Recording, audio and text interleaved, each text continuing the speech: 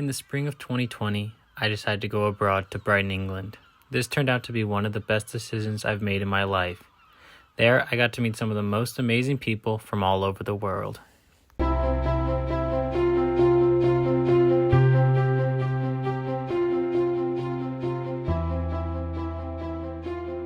Hi, my name's Evan Young, and I'm from Brooklyn, New York. My name's Ellen. I'm from Sydney, Australia. So my name is Linda Pedersen, and I come from Iceland. Hi, I'm Izzy Nikolov. I'm from Australia. I'm Molly. I'm from Barcelona, Spain. Picking the place to go abroad was pretty easy for me because as I'm studying computer science, I needed to find a university that supported my needs for these upper level computer science classes. And the University of Sussex was really the only university that gave me these options. And while I say it's like really the only place I could have been, I think it would have been the only place I would have picked at the end of the day, even if I had options. It was mainly the choice for me because I'm doing a minor in development studies. So it's the best university in the world for development studies, which was a big deal to me. I also have family in the UK, so I was like, okay, well, I'm going for a year. If I get like really lonely or I don't fit in straight away, at least I've got family. It won't be too much of an adjustment, say if I was going to France or Italy or somewhere else where I had to like know the language to feel comfortable there. I think I always knew I wanted to go to the UK at least, because I've always been sort of interested in English culture and in the culture in the UK, and so it sort of fascinated me. And I went to Brighton like a couple of years back with my family, and we did like a day trip.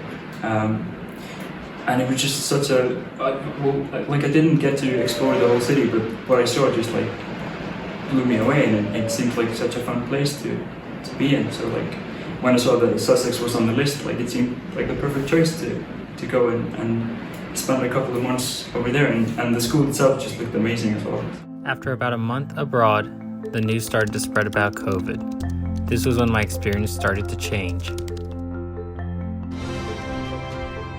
Good evening and thanks for joining us. The World Health Organization has now confirmed what many epidemiologists have been saying for weeks. The coronavirus is a pandemic. There are now more than 120,000 known cases in 114 countries. But it's not the word pandemic we should focus on, says the WHO. It's preparation, public health, and political leadership. Because all experts agree this is going to get worse.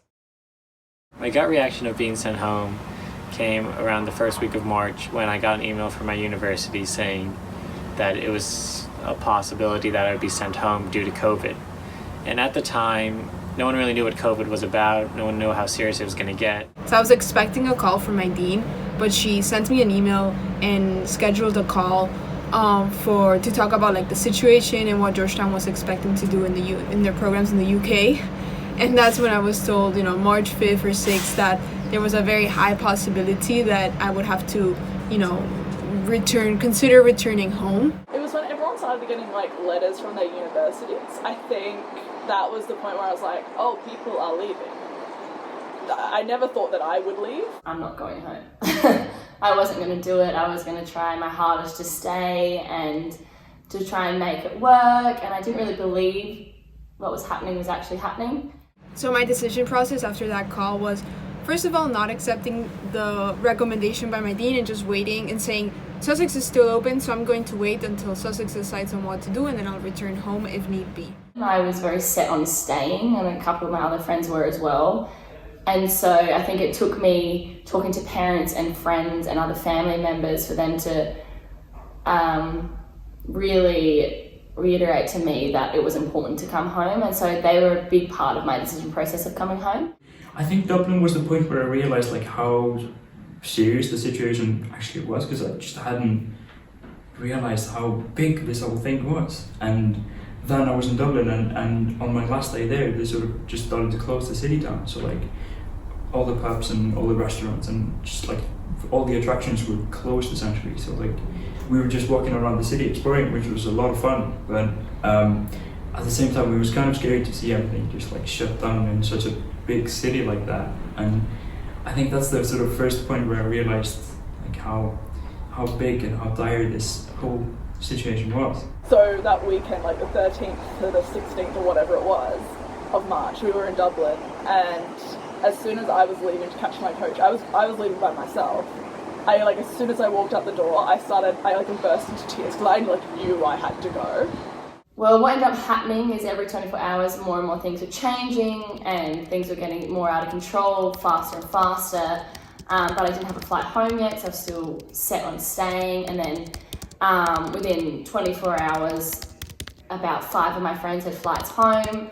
And so, I called my mum, and right then and there, I booked a flight for about 5 or 6 days later. Deciding to go home was one of the hardest choices I've had to make. It was a process that took me a while, as I was trying to do everything I could to stay, even if it was just for one more week. I didn't want to leave a place where I felt so alive.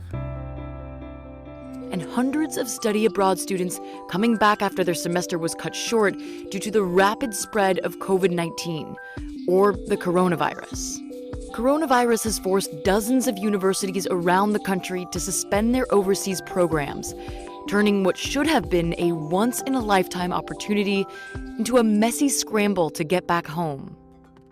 I was really, really lucky to have found the friends that I did at Sussex, because they were there for me for all the hours that I had left, the few hours I had left, and we tried to, enjoy it together and really be there for each other. I was the first one to leave, and so rapidly, from Brighton. A couple of days later, others started to flow out as well, back to their home countries, but I was the first one to really make that decision and leave sporadically.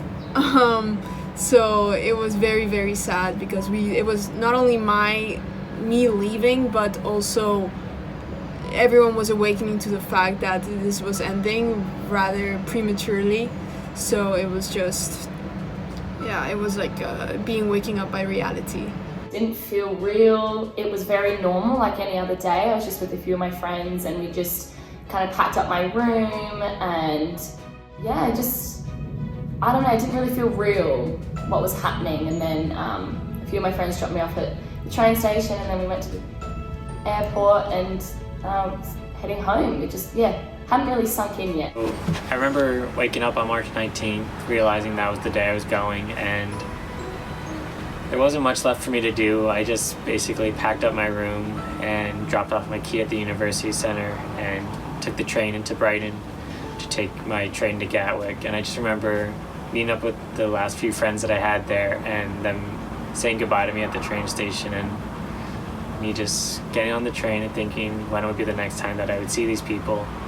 And that was kind of a haunting thing, because I still really didn't understand the grasp of COVID at that time. When I realized that one day I was the last one to be in Brighton, and that everybody else had gone, and I was the last one there, and I think I had 2 days where I was the only one left of the group in Brighton. And so I just used that sort of time to finish everything I had to do, and I returned my house keys back to the school.